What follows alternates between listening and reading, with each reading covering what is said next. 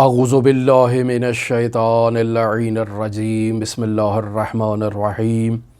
الحمد للہ رب العالمین الصلاة والسلام علی اشرف الانبیاء والمرسلین وعلی آلہ طیبین الطاہرین المعصومین الذین اذہب اللہ عنہم الرجس وطہرہم تطہیرا اللہم صلی علی محمد وآل محمد اللہم اخرجنا من الظلمات الوہم واکرمنا بنور الفہم اللہم افتح علینا ابواب رحمتک وانشر علینا خزائن علومک برحمتک یا ارحم الراحمین اللہم وفقنا للعلم والعمل بہ۔ عزیزان، ہماری آپ کے ساتھ گفتگو مرحوم مفسر قرآن آیت اللہ محمد حسین طباطبائی رحمۃ اللہ علیہ کے گراں قدر دروس کے مجموعے رسالہ لب اللباب پر جاری تھی، جسے آیت اللہ محمد حسین حسینیہ طہرانی نے تحریر کیا، اور آج اس سلسلے کے 59ویں درس کے ساتھ ہم آپ کی خدمت میں حاضر ہوئے ہیں۔ موضوع ہمارا زیر بحث تھا آپ کے ساتھ کہ ہم ان بنیادی اصولوں کی طرف اشارہ کر رہے تھے جن کی رعایت کرنا ایک سالک کے لیے لازم ہے،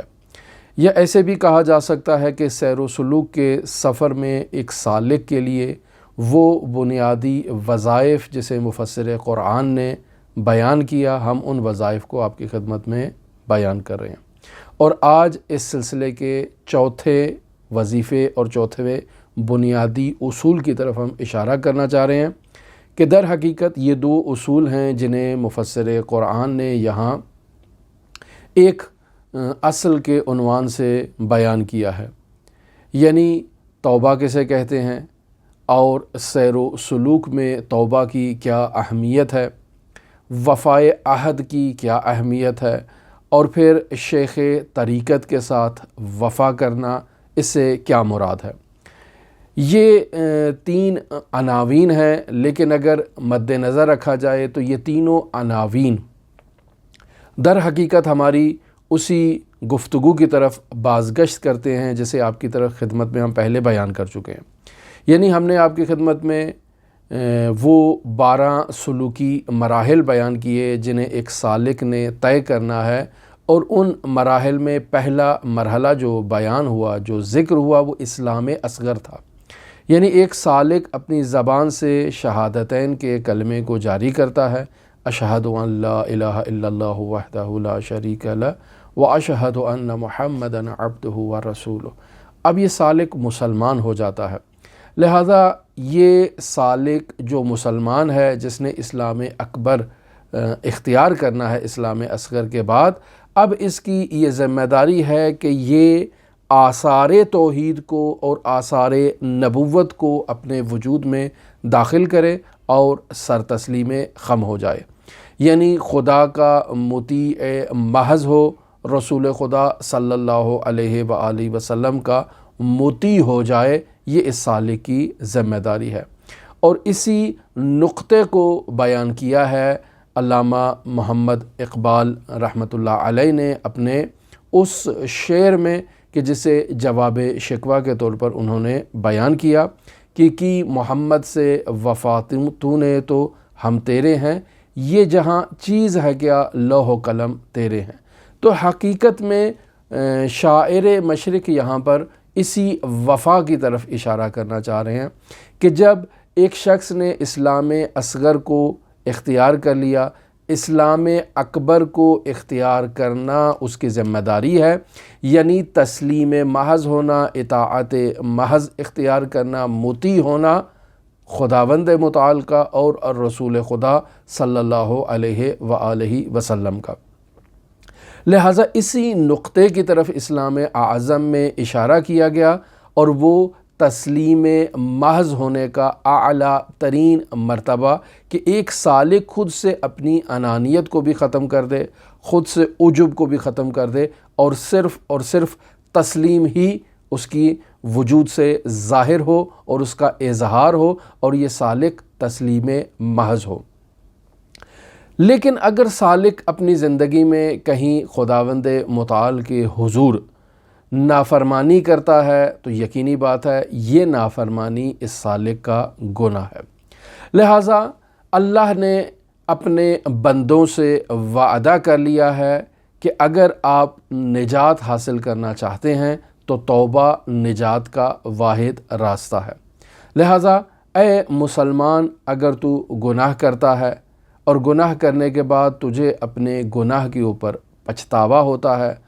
اور حقیقت میں تو خداوند متعال کی حضور واپس بازگشت کرتا ہے، توبہ کرنا چاہتا ہے، تو اسے یقین ہونا چاہیے کہ خداوند متعال اسے معاف کر دے گا، خواہ اس کے گناہ عظیم ہی کیوں نہ ہوں، لیکن خدا ان گناہوں سے بڑا ہے اور وہ ان گناہوں کو معاف کرنے والا ہے۔ لہٰذا سورہ زمر کی آیت نمبر 53 میں خداوند متعال اپنے حبیب سے یہ خطاب کہہ رہا ہے کہ اے میرے حبیب، میرے بندوں کو یہ کہہ دو، قل یا عبادی الذین اسرفوا علی انفسہم لا تقنطوا من رحمت اللہ۔ اے میرے حبیب، میرے ان بندوں سے کہہ دو، اے بندو، اے لوگو، وہ لوگوں کہ جنہوں نے اسراف کیا اپنے نفسوں پر، جنہوں نے اپنے نفسوں پر زیادتی کی ہے، وہ اللہ کی رحمت سے ہرگز ہرگز مایوس نہ ہوں۔ پھر اب آگے خداوند متعال واضح فرما رہا ہے کہ ان اللہ یغفر الذنوب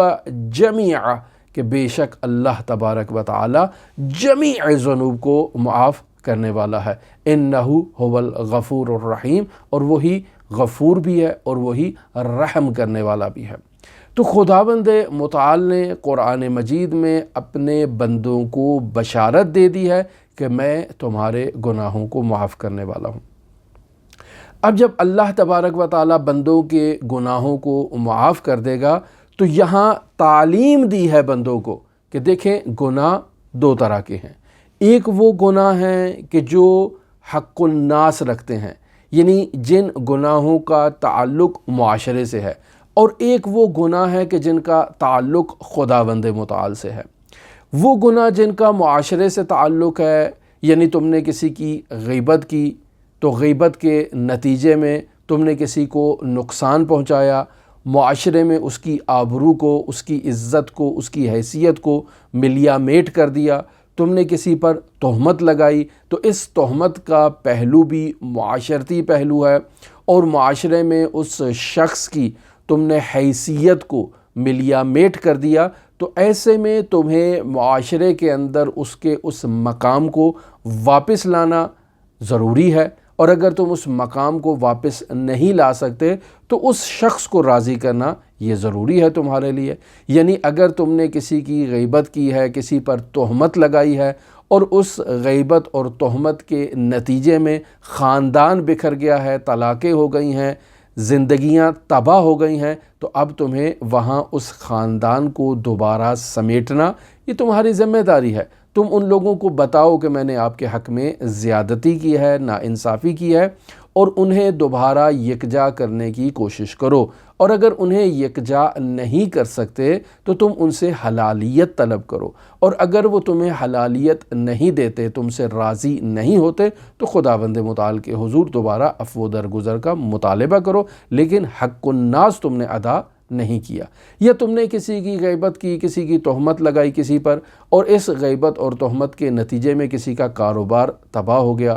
معاشرتی حیثیت کسی کی نابود ہو گئی، تو معاشرے کو آگاہ کرنا کہ تمہارا وہ قول، تمہارا وہ عمل اس شخص کے متعلق نادرست تھا، تاکہ معاشرے میں اس کی حیثیت کو دوبارہ بحال کیا جا سکے۔ تو الغرض مختصر یہاں آپ کی خدمت میں عرض کروں کہ اگر انسان نے کوئی ایسا گناہ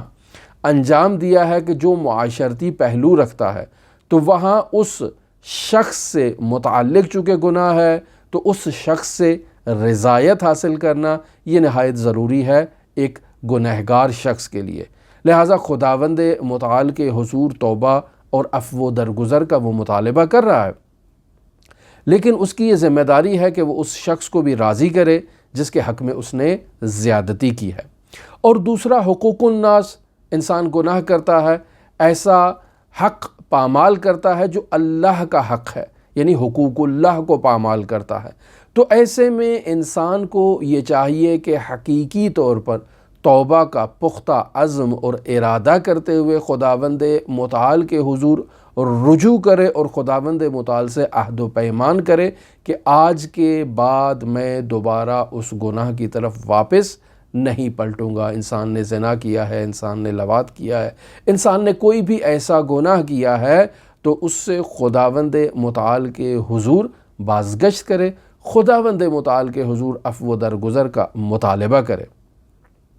لہٰذا اگر دیکھا جائے تو توبہ کی باقاعدہ شرائط حضرت سید الاوصیاء امیر المؤمنین علی بن ابی طالب علیہ الاف و تحیت وثنا نے نہج البلاغہ میں ہمارے لیے بیان کر دی ہیں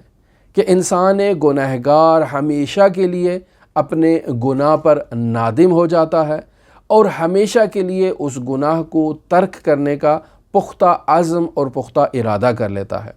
اب اگر وہ حق الناس سے متعلق ہے تو انسان حق الناس کو ادا کرے گا، اگر حق اللہ سے متعلق ہے تو انسان حق اللہ کو ادا کرے گا۔ یعنی اگر اس نے کوئی نمازیں ترک کی ہیں، کوئی اس نے واجبات کو ترک کیا ہے تو اپنے واجبات کا تدارک کرے گا، جبران کرے گا اور خداوند متعال کے حضور خداوند متعال سے عفو و درگزر کا مطالبہ کرے گا۔ اور 5ویں نمبر پر وہ اپنے نفس پر سختی کو مسلط کرے گا، یعنی انسانی نفس نے پہلے گناہ کی لذت کو چکھا ہے، اب یہ آئے اور آ کر اس توبہ کی سختی کو محسوس کرے اور اس کے ذائقے کو بھی باقاعدہ چکھے۔ اور اگر انسان نے ایسا گناہ کیا ہے کہ جس گناہ کے نتیجے میں انسان کے بدن پر گوشت اور چربی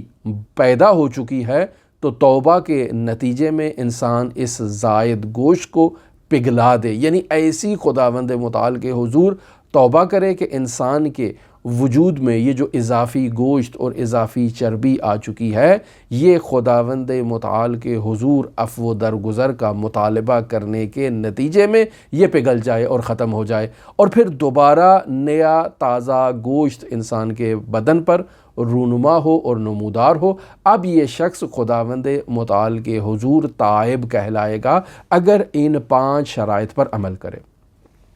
لہٰذا توبہ کرنے والا یہ اس کی بنیادی ذمہ داری ہے کہ اگر اس نے گناہ کیا ہے تو وہ معاشرے میں ایک لاؤڈ سپیکر لے کر معاشرے میں اپنے گناہوں کا اعتراف نہ کرتا پھرے کہ میں نے فلاں بھی گناہ کیا، فلاں بھی گناہ کیا۔ ہاں، گناہوں کا اعتراف کرے لیکن یہ گناہ خداوند متعال کے حضور ہو۔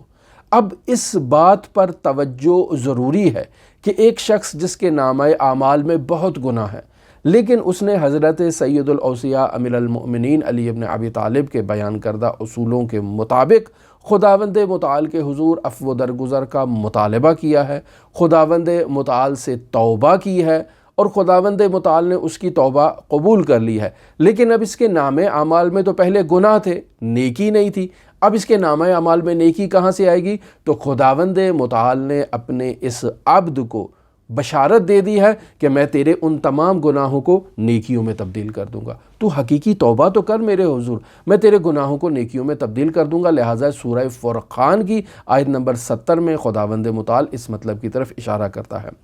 الا من تاب وآمن وعمل عملا صالحا، یعنی شرائط بیان کی جا رہی ہیں۔ کون؟ وہ شخص جو توبہ کرتا ہے، من تاب جو توبہ کرتا ہے، وآمن اور ایمان لے کر آتا ہے، وعمل عملا صالحا اور نیک عمل کو انجام دیتا ہے، اولئک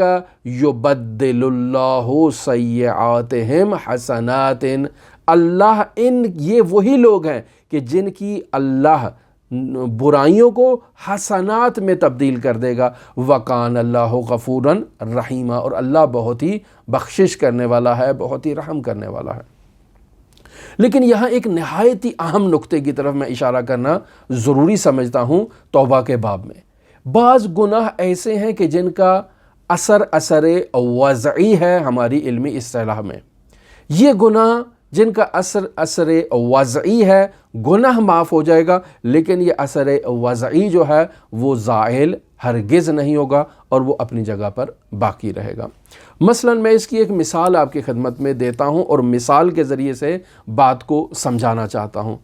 ایک شخص ہے جس نے خودکشی کا ارادہ کیا ہے اور وہ خودکشی کے ارادے سے، چونکہ خودکشی گناہ کبیرہ ہے،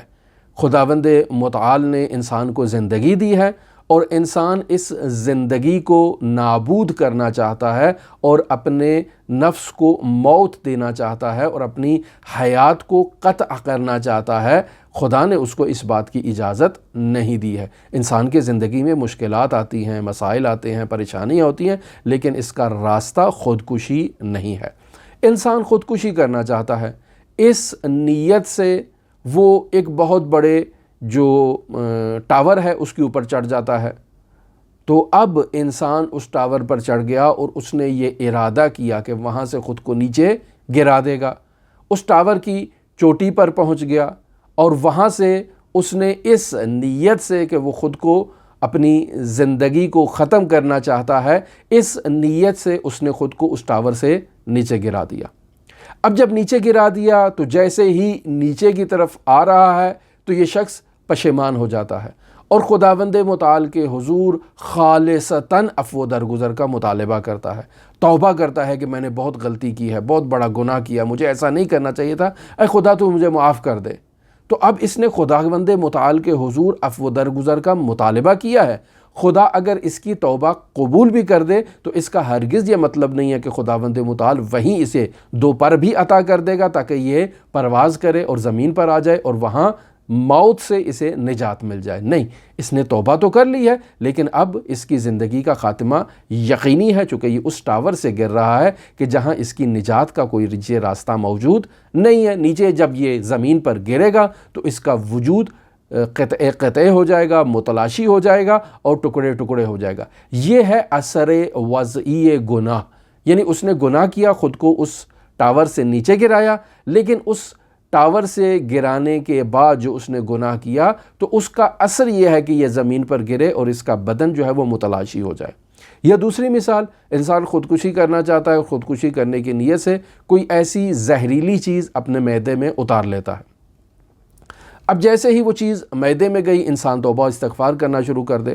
خداوند متعال اگر اس کی توبہ قبول بھی کر لے تو وہ جو زہریلی چیز انسان نے کھائی ہے اس کا اثر اس کے بدن سے زائل نہیں ہوگا۔ وہ علل و اسباب کی دنیا ہے، وہاں اس نے ایک چیز کھائی ہے، اس کا ریئیکشن ہوگا، اس کے بدن پر اثر ہوگا اور اگر اسے اطباء کے پاس نہ لے جایا جائے تو یہ شخص موت حتمی سے دوچار ہو سکتا ہے۔ یہ ہے اثر وضعی۔ تو توبہ کرنے سے انسان کے گناہ کا اثر وضعی جو ہے وہ ختم نہیں ہوتا، وہ اثر اس پر مرتب ہوگا۔ یہ بات ذہن میں رہنی چاہیے۔ لیکن پھر بھی اس کے علاوہ خداوند متعال نے انسان کو یہ کہا ہے کہ لا تقنطوا من رحمت اللہ، تو اللہ کی رحمت سے ہرگز مایوس نہ ہو، خدا تیرے گناہوں کو معاف کر دے گا اور تمام گناہوں کو معاف کر دے گا۔ کوئی ایسا گناہ نہیں ہے جسے خداوند متعال نے استثناء قرار دیا ہو کہ میں تیرا فلاں گناہ معاف نہیں کروں گا باقی سب معاف کر دوں گا۔ نہیں، خداوند متعال نے کہا ہے کہ ان اللہ یغفر الذنوب جمیعا، کہ اللہ تمہارے تمام گناہوں کو معاف کر دے گا۔ کیوں معاف کر دے گا؟ انہ هو الغفور الرحیم، چونکہ وہ غفور بھی ہے اور وہ رحیم بھی ہے، اس کو بہت ہی رحم آتا ہے اپنے بندوں پر۔ پس انسان اگر خداوند متعال کے حضور توبہ کرتا ہے، اس کی رحمت سے مایوس نہیں ہوتا ہے اور دوبارہ گناہ نہ کرنے کا عزم راسخ رکھتا ہے، پختہ ارادہ کرتا ہے کہ دوبارہ میں اس گناہ کو نہیں کروں گا، تو خداوند متعال اس کے گناہوں کو معاف کر دے گا۔ اور ہم نے عرض کیا کہ خدا اس کے گناہوں کو سیئات کو حسنہ میں تبدیل کر دے گا اور اب یہ شخص ایسا ہے کہ گویا اس کے نامہ اعمال میں کبھی گناہ تھا ہی نہیں۔ لہٰذا حضرت امام علی ابن موسیٰ الرضا علیہ الاف التحیۃ و ثنا فرماتے ہیں کہ التائب من الذنب کمن لا ذنب لہ، کہ وہ شخص جو گناہ سے توبہ کر رہا ہے وہ ایسا ہے کہ جیسا اس کا گناہ تھا ہی نہیں، یعنی نامہ اعمال سے اس کو بالکل ختم کر دیا جائے گا۔ اب مجھے کیسے معلوم ہو کہ میں نے جو توبہ کی ہے میری توبہ خداوند متعال نے قبول کی ہے یا قبول نہیں کیا؟ تو دو بنیادی چیزیں میں آپ کی خدمت میں عرض کر دیتا ہوں کہ انسان جب خداوند متعال کے حضور عفو درگزر کا مطالبہ کرتا ہے تو خود اپنے وجود میں محسوس کرتا ہے کہ میں اب پہلے میری گردن پر ایک بوجھ تھا گناہوں کا، اب وہ بوجھ جو ہے وہ میری گردن سے اتر چکا ہے اور انسان خود کو ہلکا محسوس کرتا ہے ان وزن سے، ایک نہایتی ثقیل وزن سے اب میں خود میں وہ سبکی اور ہلکا پن محسوس کر رہا ہوں۔ دوسرا یہ کہ انسان میں ایک روحانی انقلاب آ جاتا ہے، یعنی ایک شخص جو تائب ہے، خداوند متعال کے حضور عفو درگزر کا مطالبہ کر رہا ہے، گڑ گڑا رہا ہے، رو رہا ہے، خداوند متعال سے عفو درگزر کا مطالبہ کر رہا ہے، تو اس کے وجود میں ایک ایسا روحانی انقلاب برپا ہوگا اور ایک تبدیلی اپنے اندر محسوس کرے گا اور اپنے اندر ایک ہلکا پن محسوس کرے گا، جس سے اس کو یہ اندازہ ہو سکتا ہے کہ اب خداوند متعال نے اس کے گناہوں کو معاف کر دیا ہے۔ لہٰذا انسان پختہ عزم کے ساتھ دوبارہ گناہ نہ کرنے کی نیت سے خداوند متعال کے حضور بازگشت کرتا ہے تو خداوند متعال اس کے گناہوں کو معاف کر دیتا ہے۔ پس ایک سالک جو اسلام اصغر اختیار کیا، یعنی کلمہ شہادتین کو زبان پر جاری کیا، اور اسلام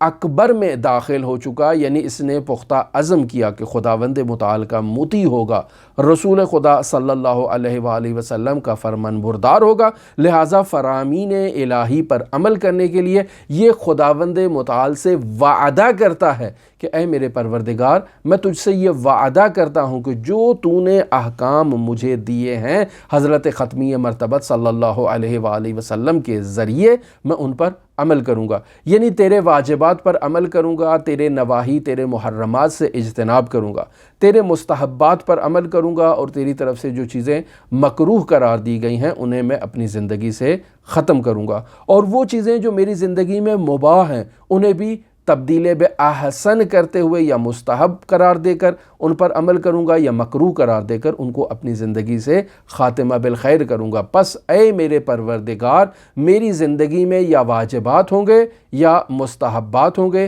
میری زندگی میں محرمات کی کوئی جگہ نہیں ہے، میری زندگی میں مکروہات کی کوئی جگہ نہیں ہے، اور میری زندگی میں مباحات کی بھی کوئی جگہ نہیں ہے۔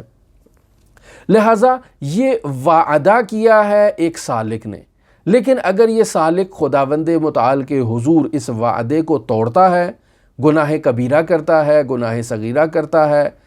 محرمات الہی کو انجام دیتا ہے، واجبات الہی کو ترک کرتا ہے، تو اس سالک کے لیے یہی راستہ ہے کہ یہ خداوند متعال کے حضور عفو درگزر کا مطالبہ کرے، توبہ کرے، اور پھر خداوند متعال کے حضور ایسی توبہ کرے کہ التائب من الذنب کمن لا ذنب لہ، اللہ کے حضور ایسی توبہ کرے کہ یہ گناہوں سے تائب ہو جائے، اور ایسا تائب ہو جائے کہ جیسے اس کے پاس کوئی گناہ تھا ہی نہیں۔ کیوں؟ کیونکہ ان اللہ یغفر الذنوب جميعا، کہ اللہ تمام گناہوں کو معاف کرنے والا ہے۔ اب جب گناہوں سے بخشش کا مطالبہ کر لیا تو دوبارہ لوٹ رہا ہے، اور خداوند متعال کے حضور وعدہ کر رہا ہے کہ اے میرے پروردگار، تیرے حبیب محمد مصطفیٰ صلی اللہ علیہ وآلہ وسلم نے جو تیری طرف سے احکام مجھ تک پہنچائے ہیں، میں ان تمام احکامات پر عمل کروں گا، واجبات پر عمل کروں گا اور مستحبات پر عمل کروں گا، اور میری زندگی کے تمام افعال یا واجب ہوں گے یا مستحب ہوں گے، اور اس کے علاوہ کسی فعل کی میری زندگی میں گنجائش نہیں ہے۔ وعدہ کرے۔ لہٰذا اسلام میں اور عرفان میں اور سیر و سلوک میں توبہ کی بہت اہمیت ہے، اور توبہ کے بعد وعدہ وفائی کی نہایت اہمیت ہے، اور اسلام میں وعدے کی بہت اہمیت دی گئی ہے۔ یعنی اگر آپ خداوند متعال کے فرمان کو دیکھ لیں تو مومن کی علامات میں سے ایک علامت یہی بیان کیا گیا ہے کہ مومن اپنے عہد و پیمان پر وفادار ہوتا ہے۔ سورہ مومنون کی آیت نمبر 8، خداوند متعال ارشاد فرماتا ہے والذین ہم لاماناتہم وعہدہم راعون، یعنی وہ لوگ کہ جو اپنی امانات، یعنی اگر ان کے پاس امانت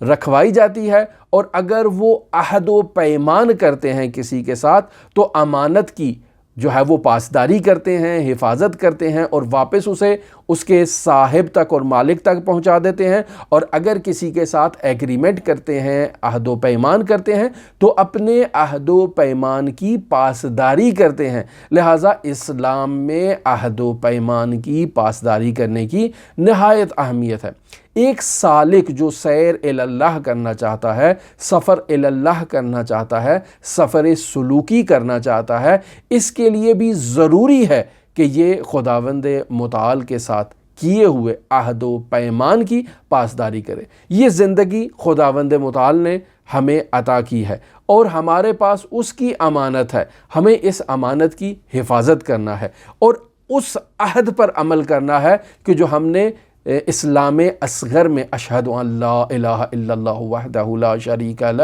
واشہد ان محمدً عبدہ ورسولہ کے ساتھ خداوند متعال کی وحدانیت کو تسلیم کیا ہے، محمد مصطفیٰ صلی اللہ علیہ وآلہ وسلم کی ختم نبوت کو تسلیم کیا ہے، امیر المؤمنین علی ابن ابی طالب علیہ الاف و تحیۃ وثناء کی خلافت اور وصایت بلا فصل کو ایکسیپٹ کیا ہے۔ اب ہماری یہ ذمہ داری ہے کہ ان تمام فرامین پر عمل کریں جنہیں خداوند متعال نے ہمارے لیے بیان کر دیا ہے، لہٰذا سالک کی یہ ذمہ داری ہے کہ وہ اس عہد و پیمان پر پابند رہتا ہے۔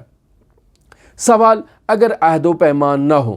تو دیکھیں، عہد و پیمان آداب معاشرت کا ایک حصہ ہے۔ لوگوں کے ساتھ میل جول کرنا، لوگوں کے ساتھ حسن سلوک اختیار کرنا، یہ بھی اس کی بھی بنیادی چیز یہی عہد و پیمان ہے۔ انسان اگر عہد و پیمان کا پابند نہ ہو، یعنی اگر خداوند متعال انسان سے عہد و پیمان کا جو وعدہ ہے وہ نہ لیتا تو معاشرے میں جو معاشرتی اقدار ہیں وہ ختم ہو جاتی، یعنی ایک معاشرہ اور انسان کی معاشرتی زندگی بے نظمی میں مبتلا ہو جاتی، معاشرے میں ہرج و مرج ہو جاتا اور بے نظمی اور ہرج و مرج کے نتیجے میں انسان کا معاشرتی نظام درہم برہم ہو جاتا، متلاشی ہو جاتا، نابود ہو جاتا۔ پس اسلام نے عہد و پیمان کی پاسداری کی تاکید کر کے انسان کو اس بات کا درس دیا ہے کہ تم عہد و پیمان پر عمل کرو گے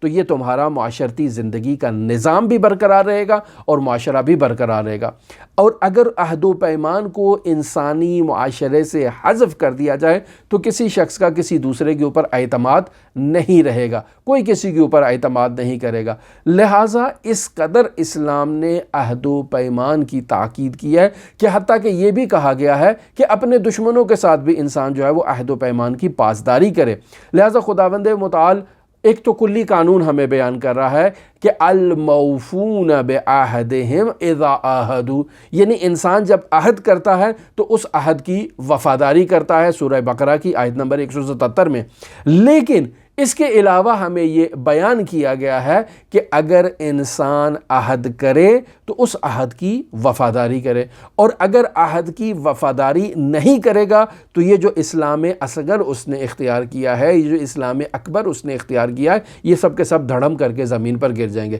یعنی انسان دیندار ہی نہیں رہے گا، چونکہ رسول خدا صلی اللہ علیہ وآلہ وسلم سے ایک حدیث مرحوم مجلسی نے بحار الانوار کی جلد نمبر 84 صفحہ نمبر 252 پر اسے تحریر کیا ہے کہ لا دین لمن لا عہد لہ، کہ اس شخص کا دین ہی نہیں ہے کہ جس کے اندر عہد و پیمان ہی نہیں ہے، یعنی عہد کرتا ہے لیکن عہد شکنی کرتا ہے تو ایسا شخص بے دین ہے۔ لہٰذا اس قدر عہد و پیمان کی اسلام میں تاکید کی گئی ہے کہ اپنے دشمنوں کے ساتھ بھی عہد و پیمان کی جو ہے وہ وفاداری یہ نہایت ضروری ہے۔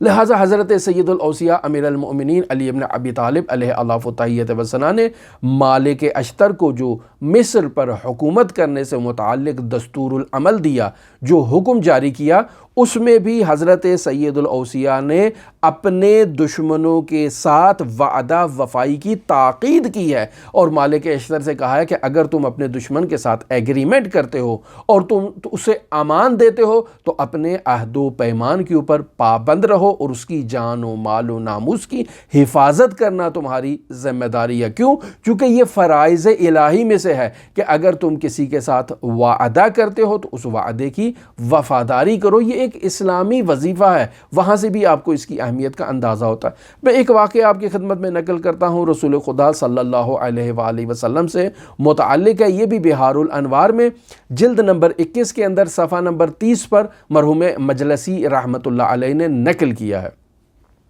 ماجرہ ہے جنگ خیبر سے متعلق۔ رسول خدا صلی اللہ علیہ وآلہ وسلم خیبر کے قلعوں کو فتح کرنا چاہ رہے ہیں تو وہاں ایک ایسا قلعہ موجود ہے کہ جس میں یہودیوں نے اپنے اموال کو اور اپنی جو غذاؤں کو، خوراکوں کو، ایسی چیزوں کو محفوظ کر رکھا ہے، اور اس قلعے کی بہت سختی کے ساتھ وہ حفاظت کر رہے ہیں کہ یہ قلعہ اگر ان کے ہاتھ سے چلا گیا تو وہ بے مال ہو جائیں گے، بے غذا ہو جائیں گے، اور ان کے پاس کچھ نہیں رہے گا، کنگال ہو جائیں گے۔ لہٰذا اس قلعے کی نہایت شدت کے ساتھ حفاظت کی جا رہی ہے۔ رسول خدا صلی اللہ علیہ وآلہ وسلم اپنے اصحاب کے ساتھ اس قلعے کو فتح کرنا چاہ رہے ہیں، لیکن نہایت ہی پختہ مضبوط حفاظت ہے، اس قلعے کو فتح نہیں کیا جا رہا۔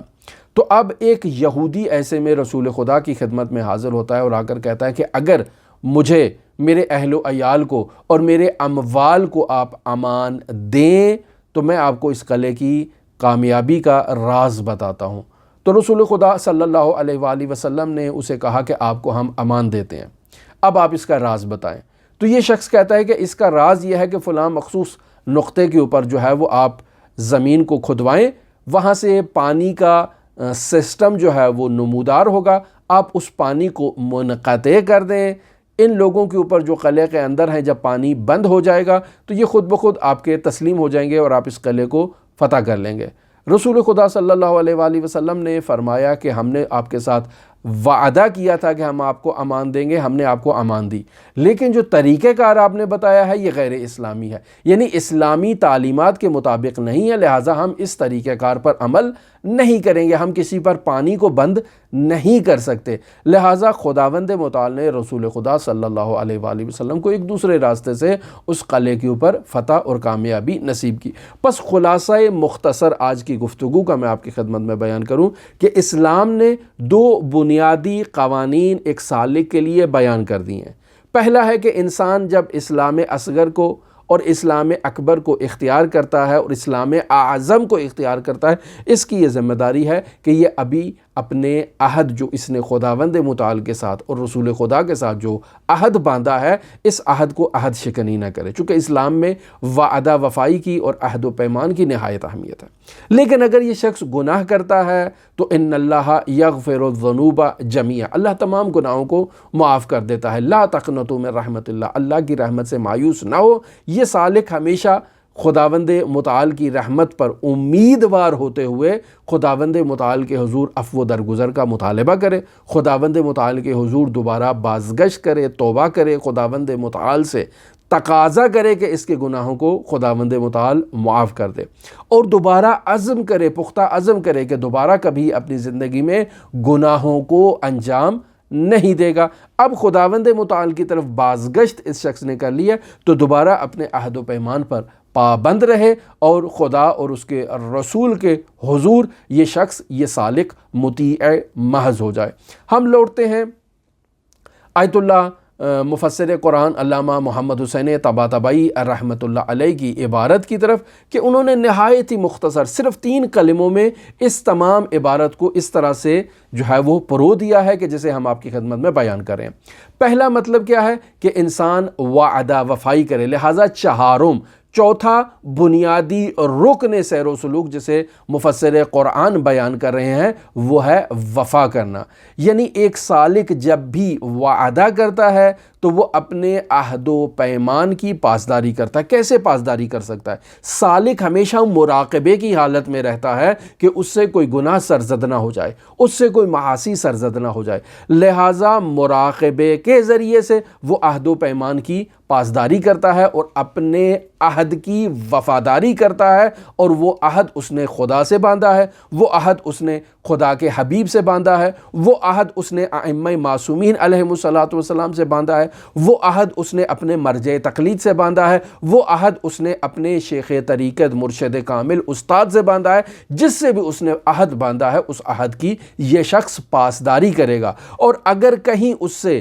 جو ہے وہ غلطی سرزد ہوتی ہے تو خداوند متعال کے حضور عفو درگزر کا مطالبہ کرے گا۔ لا تقنطوا من رحمت اللہ کا مظہر ہوگا، یعنی کبھی اس کی رحمت سے مایوس نہیں ہوگا۔ ان اللہ یغفر الذنوب جميعا، اللہ تمام گناہوں کو معاف کرنے والا ہے۔ انہ هو الغفور الرحیم، وہ غفور بھی ہے، وہ رحیم بھی ہے۔ انسان خداوند متعال کے حضور عفو درگزر کا مطالبہ کرے۔ لہٰذا آیت اللہ طہرانی فرماتے ہیں چہارم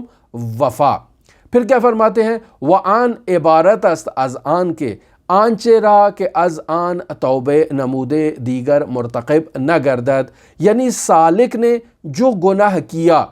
اور اس گناہ پر اس نے خداوند متعال کے حضور توبہ کا تقاضا کیا، خداوند متعال سے توبہ طلب کی، اب یہ پختہ عزم کرے کہ کبھی دوبارہ اس گناہ کی طرف نہیں لوٹے گا، یعنی وفاداری کا مظاہرہ کرے۔ لہٰذا وہ آنچیرا کے عہد کر دے، یعنی میں نے خداوند متعال کے حضور عہد کیا تھا، اشہد ان لا الہ الا اللہ وحدہ لا شریک لہ واشہد ان محمدا عبدہ ورسولہ، لہٰذا وہ چیزیں جو رسول خدا خداوند متعال سے میری سربلندی کے لیے لے کر آئے ہیں، میں عہد کرتا ہوں کہ ان تمام پر عمل کروں گا۔ لہٰذا میری یہ ذمہ داری ہے کہ آنچے راہ کے عہد کر دے بجا آورد، جو میں نے عہد کیا اسے میں عمل کروں اور اس کو پائے تکمیل تک پہنچاؤں۔ و بجا آوردن آن دریغ نہ کنت، یعنی میں اپنے واجبات الہی جو رسول خدا نے بیان کر دی ہیں ان کو ترک نہ کروں، ان کو انجام دینے سے میں دریغ نہ کروں، محرمات کو کبھی اپنی زندگی میں جگہ نہ دوں۔ یہ وعدہ ہے جو ایک سالک نے خداوند متعال اور اس کے رسول کے حضور کر رکھا ہے، اسے اس عہد کی پاسداری کرنا ہے۔ اور پھر فرماتے ہیں آخر میں وَآنچرا کے با شیخ آگاہ و مربی راہ حق مواعد و معاہد نمودے تا آخر العمر بدان وفا کند۔ یہ وہ آخری نقطہ ہے کہ انسان سالک جو اپنے استاد کامل، اپنے مربی، اپنے مرشد یا پیر طریقت یا جو بھی الفاظ آپ ان کے لیے استعمال کرتے ہیں، انسان نے اپنے شیخ آگاہ یعنی انسان کامل ولی الہی کے ساتھ جو اس نے وعدہ کر رکھا ہے اور اس نے اپنے سلوکی شاگرد کو کچھ دستورات دے رکھے ہیں کہ تم نے یہ کرنا ہے اپنی زندگی میں، اس سفر سلوکی میں تم نے یہ وظائف عمل کرنے ہیں، یہ آداب کی رعایت کرنی ہے، تو یہاں اس شاگرد کی ذمہ داری ہے کہ اپنے استاد کامل کے بتائے ہوئے اصولوں کے مطابق وفاداری کرے، اس کا وفادار رہے، اس کو دیکھ کر کسی دوسرے استاد سے مرعوب ہو کر اس کی طرف جو ہے وہ متوجہ نہ ہو۔ لہٰذا پہلے انسان اپنے استاد کو انتخاب کرنے میں دقت کامل کا مظاہرہ کرے۔ لہٰذا اگر استاد کو انتخاب کر لیا تو پھر استاد سے انحراف کرنا یہ وعدہ خلافی ہوتی ہے اور انسان سالک کے لیے ایک سم قاتل کی حیثیت رکھتا ہے اور مضر ہے۔ انسان پہلے اپنا استاد اچھی طرح سے دیکھ لے، اور اگر استاد انسان نے دیکھ لیا ہے اور استاد بھی استاد کامل ہے تو انسان اس سے جو ہے وہ عدولی اختیار نہیں کر سکتا۔ میں آپ کی خدمت میں ایک مثال عرض کرتا چلوں یہاں پر۔ مرحوم آیت اللہ شیخ حسن علی اصفہانی نخودکی کے نواسے ہیں مشہد الرضا میں آیت اللہ حجت ہاشمی خراسانی کے نام سے، ایک نہایت ہی جلیل القدر مجتہد ہیں، جلیل القدر عارف ہیں، بزرگ شخصیت ہیں اور ہمارے استاد بھی ہیں۔ ہم ان کی خدمت میں درس کے لیے جایا کرتے تھے، درس پڑھتے تھے۔ ہم نے ان سے یہ گزارش کی کہ آپ ہمارے استاد کامل بن جائیں، آپ ہمارے مربی خاص بن جائیں، تو انہوں نے ہمیں انکار کر دیا۔ انکار کرنے کی وجہ دریافت ہوئی تو معلوم ہوا کہ ہمارا چونکہ پہلے سے ایک استاد موجود ہے، اس وجہ سے وہ ہمیں اپنی شاگردی میں یعنی شاگردی خاص میں نہیں لینا چاہتے۔ لہٰذا انہوں نے یہ کہا کہ نہیں، آپ ایسا ممکن نہیں ہے، یعنی چونکہ ہم ایک ابتدائی سفر میں تھے اور ہمیں ان چیزوں کا علم نہیں تھا کہ انسان آنے واحد میں دو استاد اختیار نہیں کر سکتا، لہٰذا انہوں نے انکار کر دیا۔ لہٰذا ہم اپنے اس قدیمی استاد کی خدمت میں گئے اور ان سے جا کر اس بات کی اجازت لی کہ کیا آپ اجازت دیتے ہیں کہ آغا حجت ہاشمی خراسانی ہمارے سر پر ہاتھ رکھیں اور ہمیں کچھ تعلیم دیں؟ تو انہوں نے اجازت دی، دوبارہ ہم آغا حجت ہاشمی خراسانی کی خدمت میں آئے تو انہوں نے کہا کہ اب میں آپ کو اپنی شاگردی میں لینے کے لیے تیار ہوں۔ پس آنے واحد میں انسان دو استاد اختیار نہیں کر سکتا، یہ ایک مطلب۔ دوسرا مطلب کہ انسان نے جب استاد انتخاب کر لیا تو پھر استاد سے وفاداری یہ نہایت ہی ضروری ہے۔ لہٰذا ہمیں یاد ہے کہ ایک دفعہ ہم درس سے باہر نکلے تو ہماری درس میں ہی موجود ایک دوسرا شخص جو ایک ایرانی تھا، وہ ہمیں آغا کے گھر سے جب باہر نکلے تو نیچے جا کر ہمیں کہتا ہے کہ آغا بہت اچھے ہیں، بہت علمی شخصیت ہیں، بہت روحانی شخصیت ہیں، بہت ہی معنوی شخصیت ہیں، لیکن میں ایک اور شخص کو بھی پہچانتا ہوں، آپ اگر وقت نکالیں تو میں آپ کو ان کے پاس لے کر چلوں۔ لیکن ہم نے ان سے جو ہے وہ وعدہ نہیں کیا اور دوسرے شخص کے پاس جانے کے لیے جو ہے وہ اظہار آمادگی نہیں کیا۔ اگلے روز جب ہم کلاس میں گئے اور درس میں گئے تو آغا حجت نے اسی شخص کے سوال سے متعلق ہمیں آگاہ کیا اور کہا کہ وہ آپ کو کیا کہہ رہا تھا گھر کے باہر۔ یعنی آغا حجت ہاشمی خراسانی جو گھر کے اندر موجود تھے، انہیں معلوم ہو گیا کہ گھر کے باہر وہ ایک آدمی ہمیں راہ راست سے راہ بدر کرنا چاہتا ہے، گمراہ کرنا چاہتا ہے اور کسی اور شخص کے پاس ہمیں لے جانا چاہتا ہے۔ لہٰذا کہا کہ وہ آپ کو کیا کہہ رہا تھا، اس کی بات پر توجہ نہ دیجیے گا، دھیان نہ دیجیے گا۔ یہ ہے وہ وفاداری کہ انسان جب استاد کی بارگاہ میں پہنچ جاتا ہے، استاد کا انتخاب کر لیتا ہے، تو اب اس کی یہ ذمہ داری ہے کہ استاد کے بتائے ہوئے اصولوں پر جو ہے وہ عمل کرے۔ استاد پر اعتماد نہایت ضروری ہے۔ اگر انسان نے استاد کا انتخاب کر لیا تو بد اعتمادی اسے کبھی بھی منزل مقصود تک نہیں پہنچا سکتی۔ استاد پر اعتماد کرے، اس کے بتائے ہوئے اصولوں پر، بتائے ہوئے طریقوں پر عمل کرے۔ لوگ کہتے ہیں کہ ہم نے ساری زندگی وظائف کیے، یہ بھی کر لیا، وہ بھی کر لیا، ہمیں کوئی نتیجہ نہیں ملا، ہمیں کوئی بات بتائیں۔ انہیں اگر کوئی بات بتائی جائے تو وہ کہتے ہیں یہ تو ہم نے کر لی ہے۔ وہی بات جو مفسر قرآن سے آپ کی خدمت میں نقل کر چکا کہ ایک شخص آتا ہے، آ کر مفسر قرآن علامہ محمد حسین طباطبائی رحمۃ اللہ علیہ سے کہتا ہے کہ ہمیں کوئی ذکر دیں۔ تو آغا طباطبائی رحمۃ اللہ علیہ اسے کہتے ہیں کہ 40 دن تک نماز فجر کے بعد تم نے یہ ذکر کرنا ہے۔ کہتا ہے یہ تو میں پہلے سے کر چکا ہوں۔ تو علامہ فرماتے ہیں کہ ٹھیک ہے آپ نے کر لیا ہے، لیکن اس دفعہ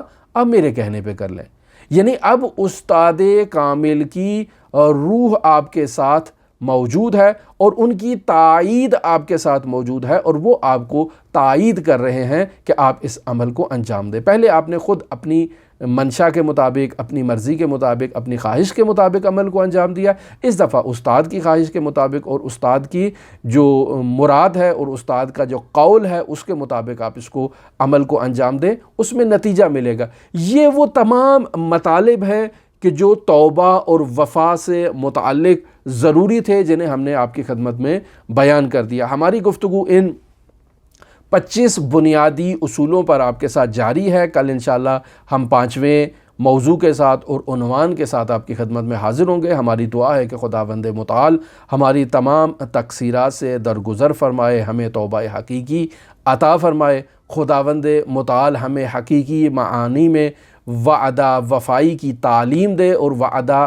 وفا عطا فرمائے اور ہمیں اپنے عہد و پیمان کی پاسداری کرنے کی توفیق عطا فرمائے۔ حضرت صاحب العصر والزمان کو ہم سے راضی و خوشنود فرمائے اور حضرت صاحب العصر والزمان کے ظہور میں تعجیل فرمائے۔ آپ تمام مؤمنین کے لیے حضرت امام علی ابن موسیٰ الرضا علیہ الاف و تحیت و ثنا کی نورانی بارگاہ میں نائب الزیارہ بھی ہوں اور دعا گو بھی ہوں۔ اللہم صلی علی محمد و آل محمد وعجل فرج قائم آل محمد۔